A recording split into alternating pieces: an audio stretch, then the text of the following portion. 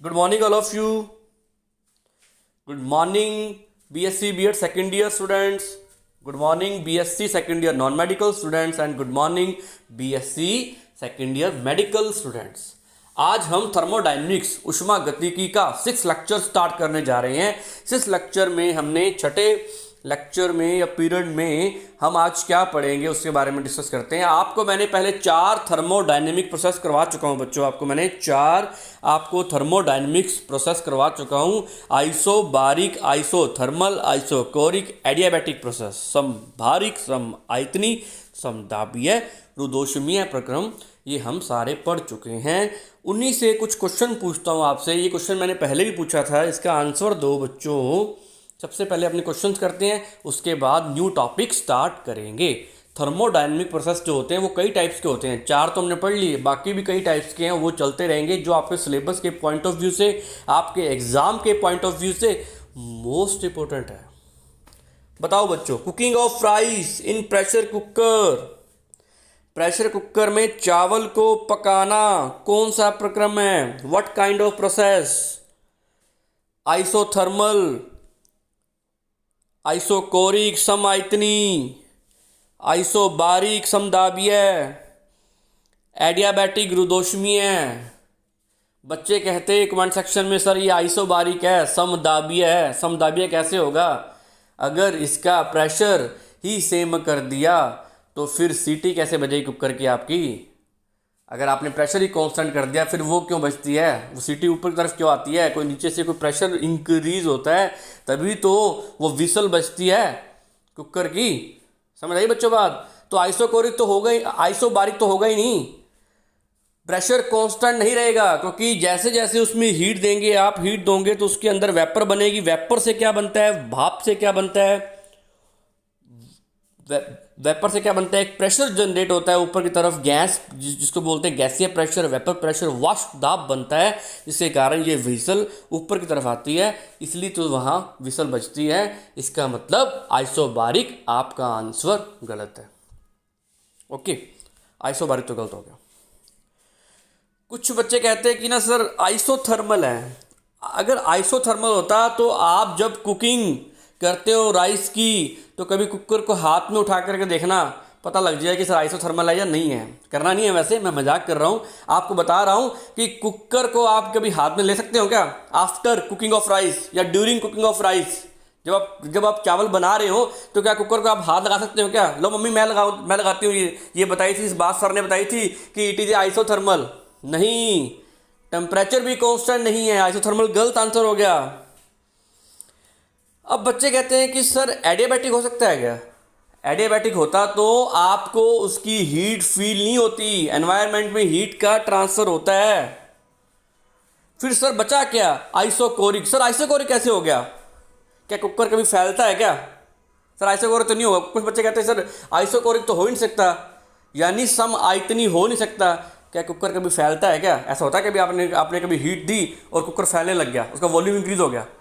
तो volume constant रहेगा। It mean समझ आई बात? कुकिंग ऑफ राइस कैसा प्रोसेस है? कुकिंग ऑफ राइस एक प्रकार का आइसोकोरिक प्रोसेस है बच्चों, उसको टिक कर लो। Second number option. ये मैं क्यों करवा रहा हूं क्वेश्चन? आपके क्या क्या काम के? आपको एग्जाम्पल याद हो रहे हैं बच्चों। जब आपका आएगा टॉपिक उसमें आप एग्जाम्पल लिख देना। The cooking of rice is isochoric process. The example of isochoric process समआयतनी प्रक्रम का उदाहरण है कुकर में चावल को पकाना। द कुकिंग ऑफ राइस, है ना, इन कुकर। चलते हैं बच्चों आगे। Pressure cooker. अब आते हैं कंबंशन ऑफ वुड, लकड़ी का दहन करना। व्हाट काइंड ऑफ प्रोसेस, किस तरह का प्रक्रम है? आइसोथर्मल, समभारिक, और उसके बाद समआयतनी, फिर उसके बाद है आपका समदाबीय, उसके बाद है आपका एडियाबैटिक रुदोष्मीय। कौन सा ऐसा प्रक्रम है? आइसोथर्मल है, आइसोकोरिक है, आइसोबारिक है, एडियाबैटिक है? कमेंट सेक्शन में आंसर लिखते जाओ बच्चों। क्या है बताओ जल्दी। आग लगाना लकड़ियों को। जब आप होलिका दहन करते हो, लकड़ियों को जलाते हो, तो वो कौन सा प्रोसेस है? जब हम त्यौहार मनाते हैं, कोई भी फेस्टिवल बनाते हैं, लोहड़ी माता का त्यौहार बनाते हैं, जब अपने लकड़ियों को बर्न करते हैं, वुड को बर्न करते हैं, तो कौन सा प्रोसेस हो रहा होता है उस टाइम? Sir isothermal. क्या टेम्परेचर कांस्टेंट रहता है क्या? नहीं सर, आइसोकोरिक। जब आपने किसी लकड़ियों को आग लगाई, जब आपने उसको आग लगाई तो उससे क्या बनेगी? गैस बनेगी, और गैस बनेगी तो क्या होगा? वो वॉल्यूम को ज़्यादा कवरअप करेगी। वो गैस जो होगी ना, वो वॉल्यूम को ज़्यादा कवरअप करेगी, तो वॉल्यूम तो इंक्रीज हो ही रहा है, तो आइसोकोरिक भी नहीं है, आइसोथर्मल भी नहीं है। एडियाबैटिक। सर हीट का तो एक्सचेंज हो ही रहा है एनवायरनमेंट के साथ, ऊष्मा का विनिमय वातावरण के साथ तो हो ही रहा है, तो एडियाबैटिक भी नहीं है। फिर कौन सा बचा? आइसोबारिक। प्रेशर चेंज नहीं होता एटमॉस्फेयर का, ये आइसोबारिक प्रोसेस है बच्चों। Combustion of wood the example of the isobaric process. समदाबीय प्रक्रम का उदाहरण है लकड़ियों को जलाना, लकड़ी का दहन करना। कंबंशन का मतलब होता है लकड़ी को जलाना, लेकिन कंबंशन वर्ड एक केमिस्ट्री की टर्म है। मुझे लिख के बताओ कि व्हाट इज कंबंशन? दहन का मतलब क्या होता है सिंपल सी लैंग्वेज में? कंबंशन का मतलब क्या होता है बच्चों, बताओ? कंबंशन का मतलब क्या होता है? किसी भी चीज को बर्न करना। मैं बता रहा हूं आपको, किसी भी चीज को बर्न करना O2 की प्रेजेंस में, ऑक्सीजन की उपस्थिति में किसी को जलाना। सबसे बड़ी बात है, विदाउट ऑक्सीजन कोई चीज़ बर्न होती ही नहीं है। एग्जाम्पल चेक कर लेना, कैंडल के ऊपर रख देना गिलास, जब आप कैंडल को बर्न कर रहे हो ऊपर रख देना गिलास, जैसे ही वहाँ ऑक्सीजन की डेफिशिएंसी होगी वो कैंडल बर्न करना, जलना बंद कर देगी। तो विदाउट ऑक्सीजन तो आप कोई चीज़ जला ही नहीं सकते। इसका मतलब जलाना ही क्या है, बर्निंग ही क्या है, कंबंशन है। लेकिन कंबंशन में एक वर्ड ऐड करना पड़ता है, with the presence of oxygen. किसी चीज़ को आप बर्न करते हो, ऑक्सीजन की उपस्थिति में किसी चीज़ को जलाना कंबंशन होता है। वैसे तो कार्बन के ऑर्गेनिक सब्सटेंस होते हैं, वो ये बात बोली जाती है, लेकिन कंबंशन का पर्टिकुलर मतलब ये है ऑक्सीजन की प्रेजेंस में। चलते हैं बच्चों आगे, ये समझ आ गया होगा आपको। अब आता है सबसे बढ़िया example, the burst of tyre. Burst of tyre, tyre का फटना, या बर्स्ट ऑफ बैलून, बैलून का फटना, गुब्बारे का फटना, एकदम से अचानक से फट जाना। बच्चों कमेंट सेक्शन में लिख के बताओ कौन सा आंसर होगा। व्हाट काइंड ऑफ प्रोसेस, किस तरह का प्रक्रम है? आइसोथर्मल, आइसोकोरिक, आइसोबारिक, एडियाबैटिक, रुदोषमीय, समदाबीय, समआयतनी, समभारिक। व्हाट काइंड ऑफ प्रोसेस बच्चों? कमेंट सेक्शन में लिख के बताओ। मैं सारे एग्जाम्पल याद करवा रहा हूं आपको, इस बहाने एग्जाम्पल याद हो जाएंगे आपको। सर आइसोथर्मल हो सकता है क्या? बच्चे बोलते हैं आइसोथर्मल कैसे होगा? मैं टायर की स्टडी कर रहा हूँ, टायर का मैंने सिस्टम मान लिया। आपको पता है जब बहुत ज़्यादा गर्मी पड़ती है तो कई बार गर्मी पड़ने से भी टायर फट जाता है। मतलब टायर के अंदर का टेम्परेचर और बाहर का टेम्परेचर डिफरेंट होता है बच्चों। एटमॉस्फेयर टेम्परेचर अलग होता है, वातावरण का टेम्परेचर अलग है, लेकिन अंदर का टेम्परेचर अलग है। तो आइसोथर्मल तो हो ही नहीं सकता, टेम्परेचर कॉन्स्टेंट है ही नहीं, है ना। टेम्परेचर तो कॉन्स्टेंट नहीं, टेम्परेचर उसका वेरी कर रहा है बच्चों, टेम्परेचर तो वेरी करता रहता है। टेम्परेचर एटमॉस्फेयर में आप गाड़ी लेकर के जा रहे हो और व्हीकल चला रहे हो, उसके टायर का टेम्परेचर तो वेरी करता रहता है। तो आइसोथर्मल तो नहीं है सर। आइसोकोरिक, जैसे ही टायर फटा, जैसे ही बर्स्ट ऑफ टायर हुआ तो क्या हुआ? जो गैस का वॉल्यूम था जो उस टायर की बाउंड्री में फिक्स था, वो वॉल्यूम बाहर आ गया सराउंडिंग में। तो वॉल्यूम तो बच्चों एक्सपेंड हो गया।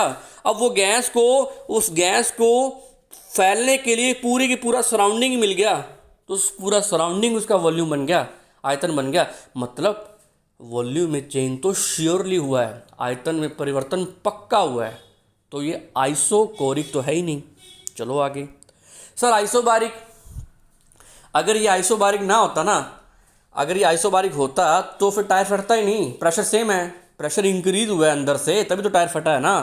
प्रेशर में तो चेंज आया हुआ है, तो आइसोबारिक तो है ही। फिर सर बचा क्या? एडियाबैटिक। एडियाबैटिक कैसे है? हाँ, इसका आंसर एडियाबैटिक है, रुदोषमीय प्रक्रम है। कितनी शानदार बात है। आप इसमें हीट को एक्सप्लेन करोगे कि सर इसमें टायर फटता है जब उसमें हीट ऑफ एक्सचेंज होता ही नहीं है। कितनी शानदार बात। और मैं चाहता हूँ मुझे आप इसको कमेंट सेक्शन में मुझे एक्सप्लेन करके बताओ फटाफट कि ऐसे कैसे हुआ। मुझे कमेंट सेक्शन में लिख के बताओ कि ये एडियाबैटिक कैसे है। जल्दी लिख के बताओ फटाफट, कमेंट सेक्शन में लिख करके समझाओ कि ये रुदोषमीय प्रक्रम में आता है तो लिखो यस, नहीं आता तो नो लिखो, फिर मैं एक्सप्लेन करता हूं कि कैसे एडियाबैटिक है ये। जल्दी बोलो बच्चों। बच्चों एक बात और, इसका एडियाबैटिक है, मैं इसको एक्सप्लेन करता हूँ। मुझे पता है आप इसको एक्सप्लेन नहीं कर पाओगे। एडियाबैटिक को समझाने के लिए इसमें बहुत काफ़ी लॉजिकली बात करेंगे। मैं बात कर रहा हूँ यहाँ पर हीट ऑफ एक्सचेंज की, है ना। मैं किसकी बात कर रहा हूँ? मैं बात कर रहा हूँ heat of exchange is zero. मतलब ये हुआ ना, ऊष्मा का आदान प्रदान वातावरण के साथ जीरो है, तभी ये एडियाबैटिक है। तो बच्चों हमें हीट को पकड़ना पड़ेगा कि क्या हीट का ट्रांसफर हुआ है। इसका मतलब ये कि हीट का ट्रांसफर नहीं हुआ। अगर वो एडियाबैटिक है तो इसका मतलब हीट का ट्रांसफर नहीं हुआ। तो मुझे ये बताओ कि हीट ट्रांसफर के कितने मेथड है एनवायरनमेंट में, हमारी डेली लाइफ में हम कितने मेथड से हीट को ट्रांसफर कर सकते हैं। ये हम छोटी क्लासों में पढ़ चुके हैं। मुझे बताओ कमेंट सेक्शन में लिख करके बच्चों, जल्दी मुझे कमेंट सेक्शन में लिख करके बताओ कि हीट ट्रांसफर करने के हमारे पास कितने मेथड होते हैं। जो बच्चे फिजिक्स वाले हैं वो बताओ भी, आपको तो आता है ये टॉपिक। मैं बताता हूं आपको, आपकी हीट ट्रांसफर करने के टोटल 3 मेथड होते हैं। The 3 way to transfer of heat, ऊष्मा स्थानांतरित करने के केवल 3 तरीके होते हैं। कौन कौन से होते हैं? एक तो कंडक्शन, एक कन्वेक्शन, एक बाय रेडिएशन। एक तो चालन विधि द्वारा, संवहन विधि द्वारा और विकिरण द्वारा आप क्या कर सकते हो, ऊष्मा का स्थानांतरण कर सकते हो। हम स्टडी करने जा रहे हैं सबसे पहले कंडक्शन मेथड यानी चालन विधि। आप मुझे कमेंट सेक्शन में लिख के बताओ कि सर चालन विधि में कैसे हीट ट्रांसफर होती है। चालन विधि में कैसे हीट ट्रांसफर होती है फटाफट लिख के बताओ। जितने भी बच्चे सॉलिड सब्सटेंस होते हैं, जितने भी सॉलिड सब्सटेंस है, मान लो ये एक रोड है, इस रोड को आपने क्या किया, इस रोड को आपने हीट देनी शुरू कर दी। मान लो एक रोड ली आपने लोहे की एक छड़ ली, बार ली, उसको आपने गैस पे ले जाकर के रख दिया और गैस ऑन कर दी। क्या वो रोड तुरंत गर्म हो जाएगी क्या? यहाँ से आपने उसको पकड़ा तो क्या वो रोड आपको तुरंत गर्म फील होगी? नहीं होगी ना, फास्टली वो गर्म नहीं होगी ना। मतलब धीरे धीरे यहाँ से उसको हीट मिलेगी, है ना।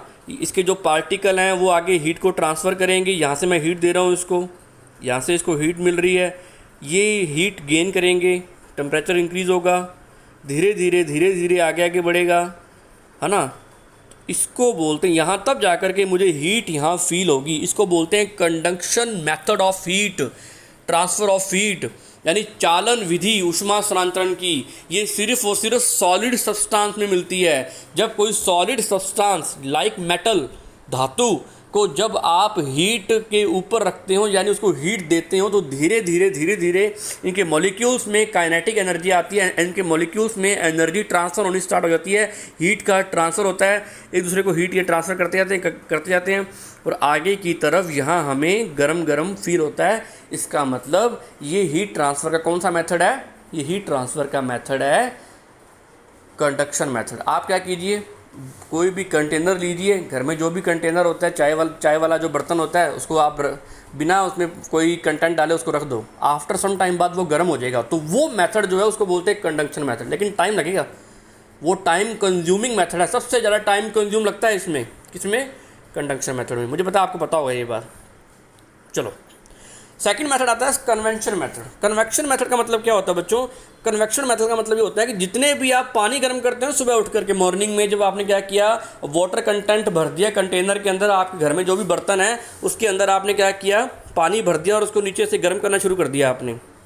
आपने क्या किया ये दिखाता हूँ आपको एग्जांपल। बच्चों कंडक्शन का मैं दोबारा बता देता हूँ। कंडक्शन का मतलब ये होता है कि आपने यहाँ से क्या किया, स्टार्ट किया। वो हालांकि आपको स्क्रीन शो नहीं हुई होगी जो मैंने पहले बताया, मैं दोबारा बता रहा हूँ कि रोड आपने क्या किया, ये रोड ले ली कोई भी, इसको आपने गर्म करना शुरू कर दिया। ये एक प्रकार की मेटल है, एक प्रकार की धातु है।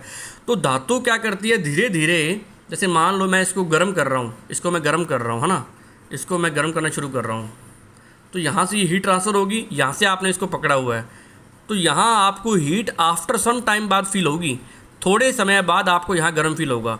तो जो धातुओं में जितने भी सॉलिड सब्सटेंस में ठोस पदार्थों में हीट ट्रांसफर करते हैं ना, उसका मेथड होता है चालन विधि, कंडक्शन मेथड। जो ऊष्मा की सुचालक होती हैं, कंडक्टर ऑफ हीट होती हैं, उसमें हीट का ट्रांसफर इस तरीके से होता है। आपने इसको कर दिया, गैस पर रख दिया और हीट ट्रांसफर हो, ये तो है कंडक्शन मेथड। बिल्कुल समझ आ गई बात हमें। अब आगे आती है बात पानी, जो कन्वेक्शन मेथड है, जिसको संवहन विधि बोलते हैं। पानी गर्म करते हैं ना, पानी गर्म में जिस तरीके से हीट ट्रांसफर होती है, आपने क्या किया, पानी को रख दिया किसके ऊपर, बर्तन के अंदर भरकर गैस के ऊपर आपने रख दिया। और जब आपको पता है यहाँ से हीट मिलेगी, गैस चल रही है, हीट मिलेगी तो काइनेटिक एनर्जी आ जाएगी किसमें, वाटर के मॉलिक्यूल में, है ना। वाटर के मॉलिक्यूल क्या होंगे, धीरे धीरे गर्म होना शुरू हो जाएंगे, उनमें हीट आनी शुरू हो जाएगी। क्या ऐसा होता है कि आपने तुरंत पानी रखा, तुरंत वाटर रखा और तुरंत गर्म हो गया? नहीं होता ना, मतलब उसमें भी टाइम लगता है ना बच्चों, टाइम लगता है ना। यस करके बोलो, यस या नो। कन्वेक्शन मेथड समझ आ रहा है बच्चों, संवहन विधि से, यानी आप डायरेक्ट पानी गर्म करते हो, पानी गर्म करते हैं तो क्या होता है, उसमें हीट ट्रांसफर होती है। उसमें जो हीट ट्रांसफर का मेथड है उसको बोलते हैं कन्वेक्शन मेथड, यानी लिक्विड में हीट ट्रांसफर करने का method, it is known as convection method.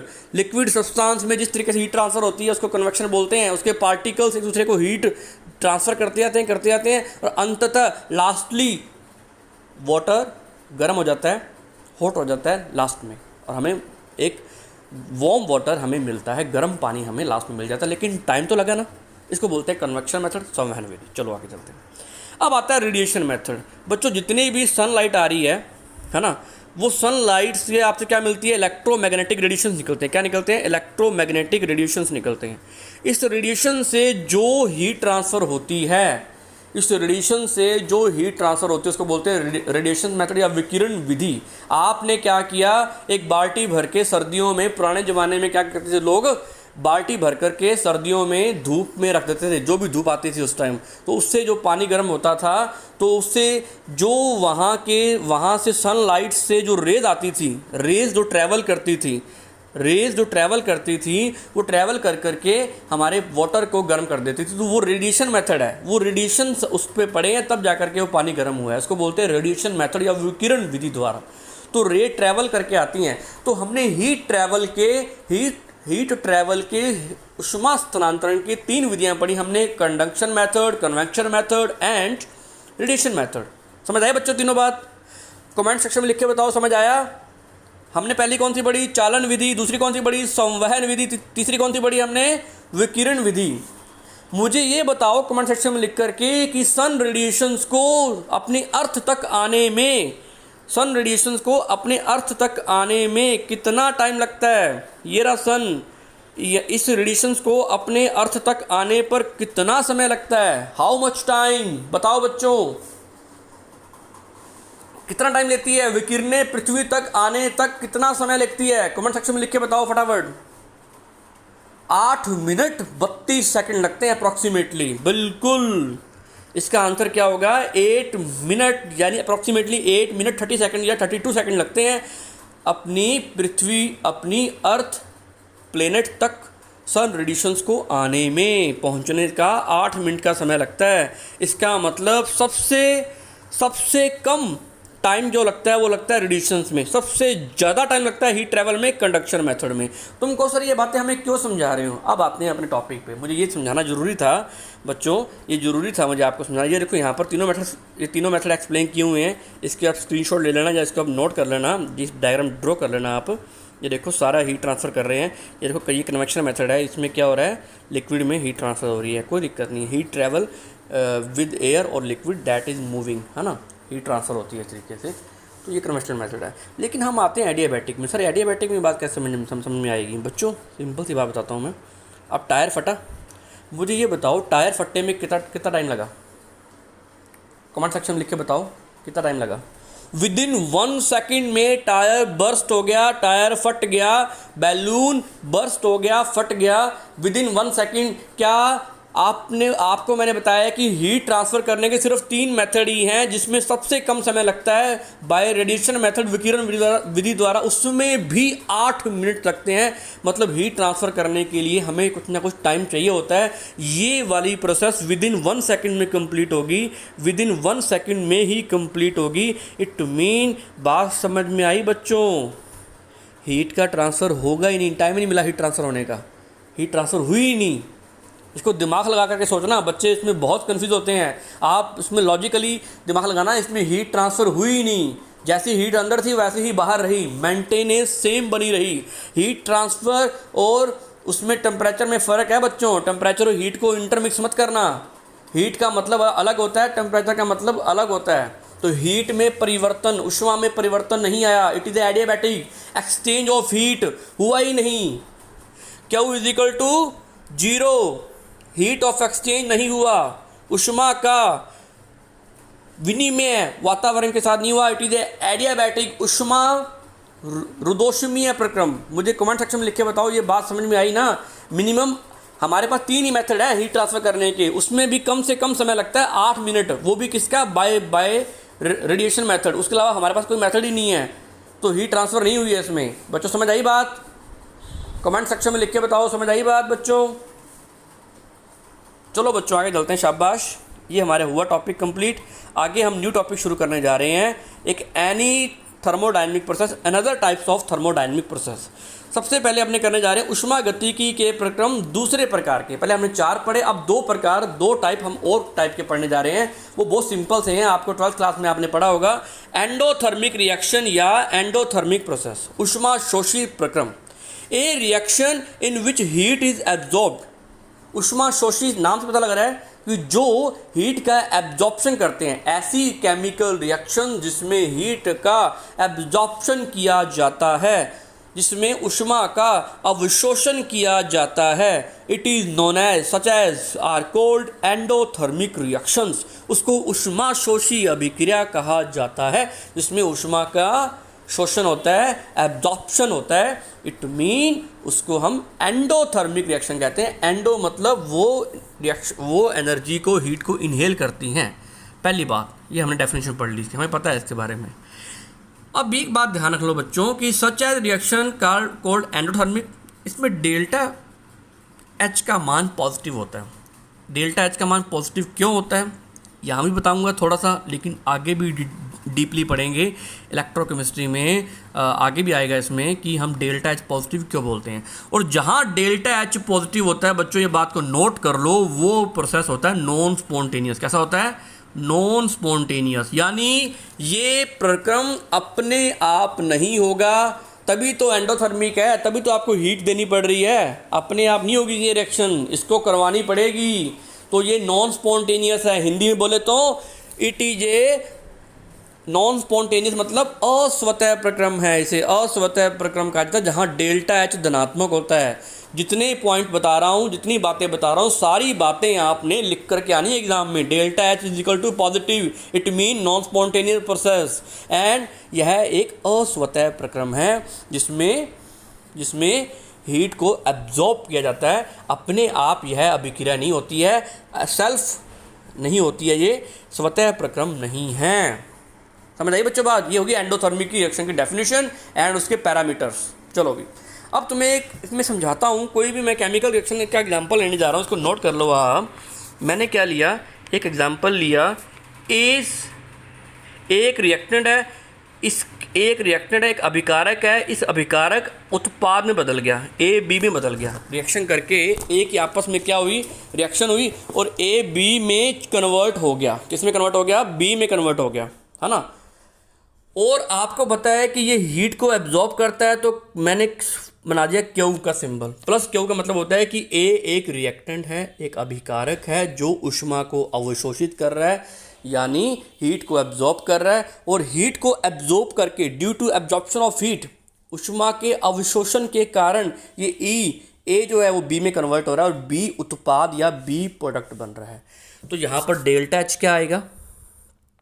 आपको पता है डेल्टा एच क्या आएगा? पॉजिटिव आएगा। क्या आएगा? डेल्टा एच धनात्मक आएगा। ठीक है। आगे अगर बात करें अपने, तो डेल्टा एच क्या आएगा? पॉजिटिव आएगा। बच्चों डेल्टा एच का मतलब क्या है? डेल्टा एच का मतलब है चेंज इन एंथैल्पी, एंथैल्पी में परिवर्तन। अब सर एंथैल्पी पता नहीं हमें क्या होती है, कोई बात नहीं, एंथैल्पी को आप यहाँ पर उष्मा मान करके चलो, हीट मान करके चलो एक बारी। तो चेंज इन हीट, इसका मतलब ये है। ये डेल्टा एच मैंने कैसे निकाला बताओ बच्चों? मैंने क्या किया, प्रोडक्ट की हीट को और रिएक्टेंट की हीट को आपस में माइनस कर दिया, और डेल्टा एच की मेरे पास वैल्यू आ गई। वो वैल्यू कैसे आएगी, करते हैं अपने। मैं वैल्यू कैसे निकालूंगा, जैसे मैंने पता है कि ए से मैंने बी में कन्वर्ट किया, तो आपको पता है कि कुछ ना कुछ तो इसकी भी हीट होगी और कुछ ना कुछ आफ्टर गेनिंग ऑफ हीट इसकी भी हीट H2 बनेगी। H1 H2, H initial H final, यानी प्राथमिक ऊष्मा द्वितीयक ऊष्मा। मैं H1 से H2 में गया तो बताओ कि हीट इंक्रीज हुई है डिक्रीज हुई है, प्रोडक्ट की उत्पाद की ऊष्मा बढ़ी है कम हुई है, बच्चों बढ़ी है, इंक्रीज हुई है। क्यों? क्योंकि ये हीट का एब्जॉर्प्शन कर रहा है अभिकारक, अब वो शोषित कर रहा है ऊष्मा को। तो H1 से H2 में जब गया, H1 तो थी उसकी अभिकारक की ऊष्मा थी, रिएक्टेंट ऑफ हीट थी, है ना, हीट ऑफ रिएक्टेंट थी। जैसे ही उसने हीट को गेन किया तो वो H2 में कन्वर्ट हो गया। तो मुझे बताओ, जब हम इस रिएक्शन की एंथैल्पी निकालते हैं, एंथैल्पी ऑफ रिएक्शन या हीट ऑफ रिएक्शन, या इस अभिक्रिया की ऊष्मा निकालें, तो वो कैसे निकालेंगे?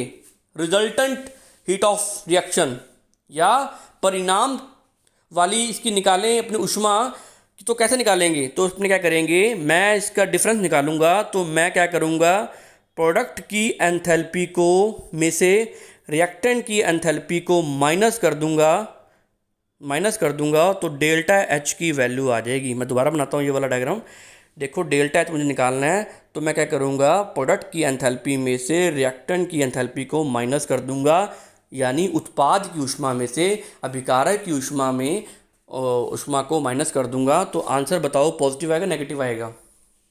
तुम खुद बताओ कमेंट सेक्शन में लिख करके, जल्दी बताओ फटाफट। आंसर क्या आएगा बच्चों, पॉजिटिव आएगा या नेगेटिव आएगा? जल्दी बच्चों फटाफट लिखो सारे, जिसको नहीं आता वो भी लिखो, जिसको आता है वो भी लिखो। आंसर आएगा पॉजिटिव। क्यों आया पॉजिटिव? मुझे पता है कि प्रोडक्ट की एंथैल्पी इंक्रीज हुई है, तो बड़े में से छोटे को माइनस करते हैं तो आंसर क्या आता है, पॉजिटिव आता है। तो डेल्टा H पॉजिटिव है। It indicates, delta H positive, it indicates, क्या इंडिकेट देता है? It is a endothermic reaction, मतलब रिएक्टेंट ने एनर्जी को गेन किया है, तभी जाकर के प्रोडक्ट की एनर्जी इंक्रीज हुई है, प्रोडक्ट की हीट बढ़ी है। समझ आइए बच्चों बात? तो डेल्टा H क्या होगा, पॉजिटिव होगा। इसको नोट डाल के लिख लो बच्चों, इसको नोट डाल के लिख लो। तो ये रिएक्शन लिख लिया हमने। क्या मैं इस रिएक्शन को ऐसे लिख सकता हूं, माइनस क्यों, मतलब इतनी हीट कम हुई है ना, है ना, तो प्रोडक्ट की हीट तो इंक्रीज हुई है। क्या मैं इसको माइनस क्यों लिख सकता हूँ? क्या इसको मैं ऐसे लिख सकता हूँ? बात तो एक ही है ना बच्चों, बात तो एक ही है। समझ आ रही है बच्चों बात? चलो चलते हैं आगे। अगर हम ग्राफ ड्रॉ करें, अगर हम ग्राफ बनाएं किसके बीच में, हीट के बीच में और टाइम के बीच में, जैसे जैसे टाइम बढ़ रहा है वैसे वैसे हीट भी इंक्रीज हो रही है, तो ग्राफ कैसा बनेगा, स्ट्रेट लाइन बनेगा। समझ आइए बच्चों बात? जैसे जैसे टाइम अक्रिंग होगा, टाइम बढ़ेगा, वैसे वैसे वो हीट को एब्जॉर्ब करेगा और अंततः उत्पाद की ऊष्मा बढ़ जाएगी। Lastly increase of product heat, जब माइनस करेंगे तो आंसर पॉजिटिव आएगा। It is a endothermic reaction, इसी को बोलते हैं ऊष्मा शोषी अभिक्रिया। बच्चों इसका एग्जांपल बताओ, एंडोथर्मिक रिएक्शन का कोई भी एग्जांपल बताओ कमेंट सेक्शन में लिख करके। तुम भी बताओगे, बिल्कुल इजी है ये चैप्टर, फटाफट कमेंट सेक्शन में लिख के बताओ, तुम ही इसका आंसर दोगे। बच्चों इसको नोट कर लो। फिर आती है आगे एक्सोथर्मिक रिएक्शन। एक्सोथर्मिक रिएक्शन करने जा रहे हैं बच्चों आगे। What is exothermic reaction? Second type आ गया एक्सोथर्मिक का, ये लो। एक्सोथर्मिक रिएक्शन या प्रोसेस, इसमें क्या होता है बच्चों, वाइस वर्सा है, एंडोथर्मिक का बिल्कुल उल्टा होगा। इसमें हीट को रिलीज किया जाएगा। क्या किया जाएगा?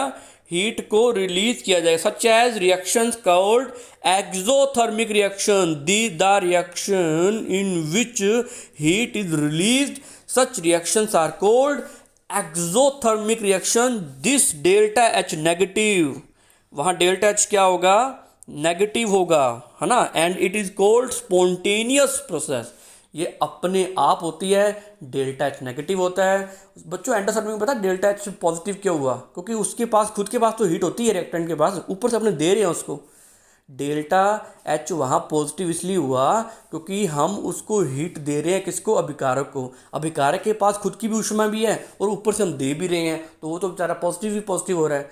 यहाँ पर ये नेगेटिव हो रहा है क्योंकि यहाँ रिएक्टेंट की हीट कम हो रही है और कम होकर के प्रोडक्ट की भी हीट कम हो जाएगी जब रिएक्शन करवाएंगे। देखते हैं, आते हैं। इट इज स्पॉन्टेनियस, ऐसा प्रक्रम जिसमें ऊष्मा निष्कासित होती है।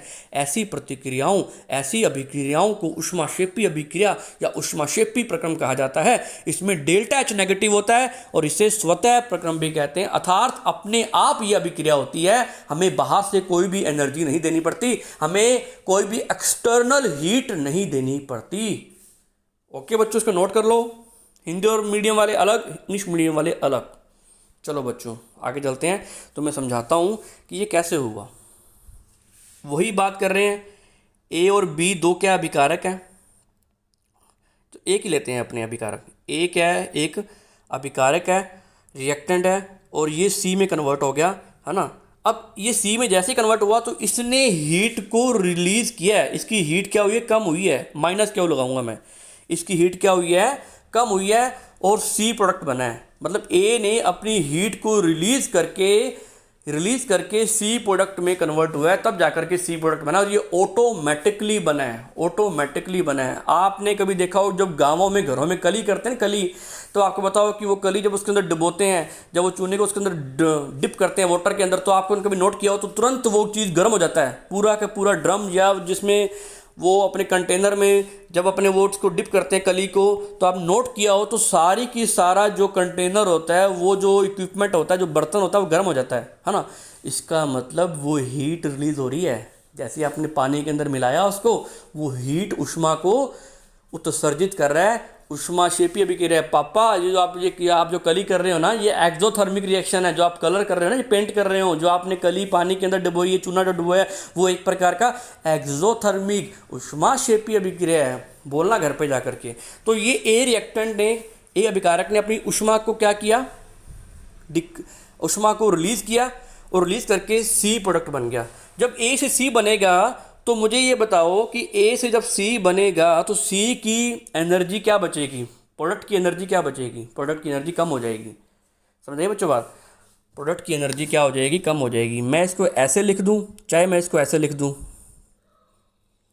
बात तो एक ही है ना बच्चों, बात तो एक ही है।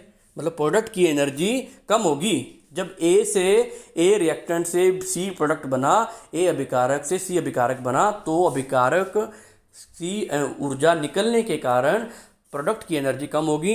जब मैं इनकी एंथैल्पी निकालूंगा, जब डेल्टा एच निकालूंगा, तो मैं क्या करूंगा, तो मैं प्रोडक्ट की एंथैल्पी में से माइनस करूंगा, किसकी एंथैल्पी माइनस करूंगा, रिएक्टेंट की एंथैल्पी। तो आंसर क्या आएगा बच्चों, कमेंट सेक्शन में लिख के बताओ। क्या आंसर आएगा बच्चों, कमेंट सेक्शन में लिख के बताओ, कमेंट सेक्शन में लिख के बताओ बच्चों, क्या आंसर आएगा। इसका आंसर आएगा नेगेटिव, क्योंकि प्रोडक्ट की एनर्जी कम है, रिएक्टेंट की एनर्जी ज़्यादा है। रिएक्टेंट अपनी एनर्जी को लॉस कर रहा है, आफ्टर लॉस प्रोडक्ट बनता है ना। रिएक्टेंट की एनर्जी कितनी थी, 100 थी, मान लो मैं बोलता हूँ कि रिएक्टेंट की एनर्जी कितनी थी, 100 थी, 100 कैलोरी थी। जैसे ही प्रोडक्ट बना कितनी होगी, 80 कैलोरी होगी। मतलब इसने माइनस किया है ना, कितना माइनस किया है, 20 माइनस किया है। यहाँ 20 रिलीज हो रही है, मतलब ये 20 यहाँ प्लस लगा दो, मतलब ये रिलीज हो रही है एनवायरनमेंट में। बात तो एक ही है ना। यहाँ कितना माइनस किया है, 20, मतलब प्रोडक्ट की एनर्जी कम होगी, रिएक्टेंट की एनर्जी तो उतनी थी, लेकिन जैसी रिएक्शन हुई तो इसने अपनी -20 कैलोरी का एनर्जी का लॉस कर दिया, तो 20 कैलोरी एनर्जी इसकी कम होगी। तो आप प्रोडक्ट की एनर्जी में से रिएक्टेंट की एनर्जी माइनस करेंगे तो आंसर क्या आएगा, नेगेटिव आएगा, पॉजिटिव आएगा। छोटे में से बड़े को माइनस करते हैं तो क्या आंसर आता है, नेगेटिव आता है। तो आंसर क्या आएगा इसका, delta H is equal to negative. यानी आप प्रोडक्ट की एंथैल्पी में से रिएक्टेंट की एंथैल्पी को माइनस करेंगे तो आंसर ये आएगा। समझ आइए बच्चों बात, ये मैं आपको समझाने की कोशिश कर रहा था।